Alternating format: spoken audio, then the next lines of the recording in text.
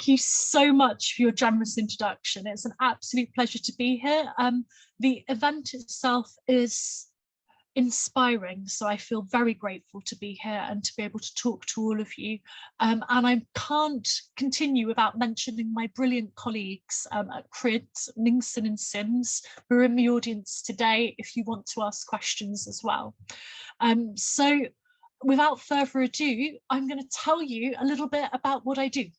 So I'm a lecturer at Manchester Met University, and I lecture and teach the Sustainable Development Goals. It's something that I'm very passionate with. I work with a brilliant colleague called Valeria Vargas on this work, and it's been an absolute pleasure to work with her. But let's talk about what I'm here to talk about today. So CRIDS, it's an international centre for research and information on disarmament and security. So our goal is to promote disarmament and non-proliferation through information, awareness raising and education to contribute to the peace and security efforts and to contribute to the goals of sustainable development. At present, our work and staff span the Democratic Republic of Congo, the Côte d'Ivoire, Togo, France, Belgium and the UK. So we're an ambitious organisation, and it is our dream to support disarmament and non-proliferation across the African continent and beyond. And I'm here because I want to talk about Africa today. So there are so many different histories and geographies that offer insights into the paradoxical nature of disarmament in Africa. However, we cannot discuss contemporary African disarmament without mentioning the violent historical legacies of empire. As we know, Africa was deeply affected by French, German, Italian, Spanish, Portuguese, Belgian, and British colonialism. Some of these impacts persist to the present day. Furthermore, new African states were often not given adequate state building tools by their colonists after gaining independence, which has led to resource scarcity, conflict and civil war. However, Africa remains a vibrant, talent-rich and culturally diverse continent despite these harms, and we have a greater optimism at CRIDS for its future. Our big question is, how can we ensure that this future is peaceful and sustainable? For example, Africa is one of the most vulnerable continents to climate change and the second most populous continent on Earth, because it's huge. People don't think about how big Africa is. It's very big. Yet it is the global north that produces 92% of these excess of global carbon emissions. And of course, the US and Europe bear this disproportionate liability.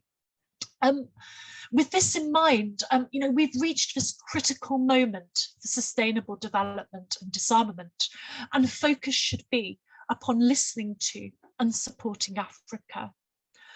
Growing competition over natural resources due to climate change may increase tensions on a continent that is already experiencing pockets of serious ongoing conflict. It is not enough to support peacekeeping. It is not enough to support sustainable development. All plans must be sustainable development plans. All plans must become plans for peace, and we must include women at every step. This is where the 17 interconnected Sustainable Development Goals offer scope to change the world. At CRIDS, we know that we cannot work with just one SDG alone. We cannot just have Goal 16, peace, justice and strong institutions, without the other 16 goals. We mustn't just achieve Goal 5, gender equality. We know that women's peacemaking, participation and engagement is vital to create a more equitable and sustainable future. So how can we move forward with this? We believe that we must look to Africa as a disarmament leader. We must listen to communities and support them as they move forward towards peace. We know that Africa can do this. We should consider the story of the former nuclear weapon possessor state, South Africa. In the depths of apartheid necropolitics, South Africa developed an atomic bomb by 1982. Yet it was to become nuclear weapon free by 1994. In his brilliant essay, The Danger of Wild Mushrooms, CRIDS senior academic advisor, Dr. Olamide Sanu, described the dynamic and thoughtful nature of African nuclear disarmament. He highlights the nuclear exceptionalism, imperialism, and racism that have arisen within the retellings of the disarmament process. He also describes a nuclear history that is, in his own words, punctuated by the articulation of discourses on rights, liability, morality, and legal obligations that have shaped contemporary practices of weapons control. So Africa is a leader.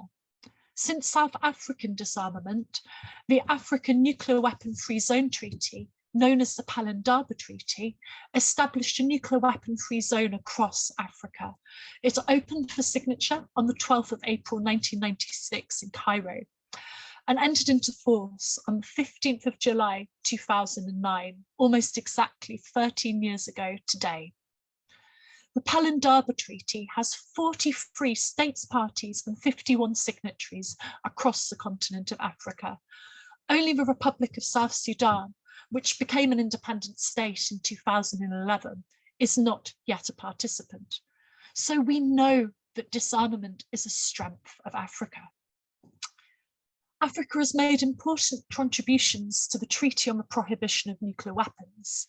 This newer treaty was adopted in July 2017 by 122 states, and it entered into force on the 22nd of January 2021. Of 193 UN member states, 54 are from Africa. Among those, 40 voted in favour of the TMPW.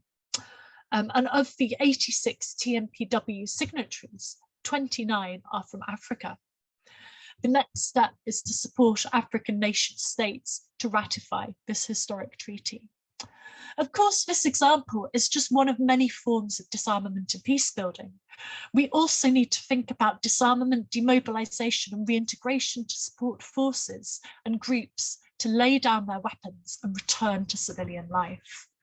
Regardless of the nature of disarmament, there is an overarching need to create an environment where the peace process, political and social reconciliation, as well as sustainable development, can take place.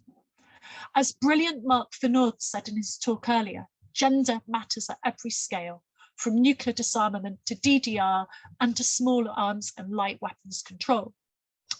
So I want to talk a little bit about another example. I want to talk about the Karamoja region of Uganda. In the 1990s and early 2000s, there was a period of conflict and subsequent disarmament here. Most of the arms-related casualties reported were men and boys. This affected the gendered structure of households and of the communities during and after the conflict. Women became widows and heads of households, and young girls became caretakers to their families. Girls' education was negatively affected, and the rates of child marriage for family survival increased. When the Ugandan government decided to set up a program to collect weapons from civilians, it was aware of the importance of including women due to their role in society. Many of the women in Karamoja were indeed the caretakers of guns, and thus they knew the number of the guns in the manyatas, in the villages. The governments encouraged voluntary disarmament through churches, but there were also raids, and armed civilians and soldiers died. Women tried to convince men to stop resisting the government's campaign to try and prevent further loss of lives. In some cases, women gave information to the government about the whereabouts of firearms to save their husbands from prosecution. In other cases, women would surrender the firearms to the government surreptitiously, for example, by hiding them in firewood. It is clear that women had an integral grassroots role to play in creating the more peaceful Uganda that we know today. So we must listen to African people, scholars and policymakers going forward to create a more peaceful world. It is by education and inclusion in particular that we can improve women's participation in peace and security going forward. We know that when women participate in peace negotiations, the quality and the durability of peace agreements increase. And when women are signatories of peace agreements, they are more likely to be implemented. And there are some brilliant initiatives in Africa, from He for She to work by the African Union and projects such as Silencing the Guns by 2020. And there are parallels with the UN 2030 agenda as well. It's very closely linked to the African Union's 2063 agenda, this strategic vision for a prosperous and peaceful Africa. It is here that values coalesce, as SDG 16 and the Union strategy to silence the interrelated arms connect. Yet there are still so many challenges to women's inclusion in disarmament. For example, African women are underrepresented. At CRIDS, we know that if women don't participate in peace negotiations, processes designed to move countries from war to peace will not pay adequate attention to their needs. It is essential that peace process facilitators and mediators have an explicit mandate to cater for the needs and interests of women. One of the best ways to do this is by recognizing the brilliant African women who are already peacemakers. I'd like to ask every one of you in the audience to go away and look up and read about some of the amazing women who are already out there. Spend half an hour, you will be amazed what you learn. We must amplify the voices of these women who have already made outstanding contributions to peace. And we mustn't forget that women's participation in peace work is also a matter of power. Patriarchy is still strong, and there is a need to engage men as advocates for gender equality in the security sector. Women need good access to institutions of power and governance. The only way that we will reach out to our future disarmament leaders is by education and by providing solid routes to success and power. It is by mentoring and including women in the broader disarmament and sustainability dialogues that we will achieve our SDG aims in 2030. We cannot be complacent.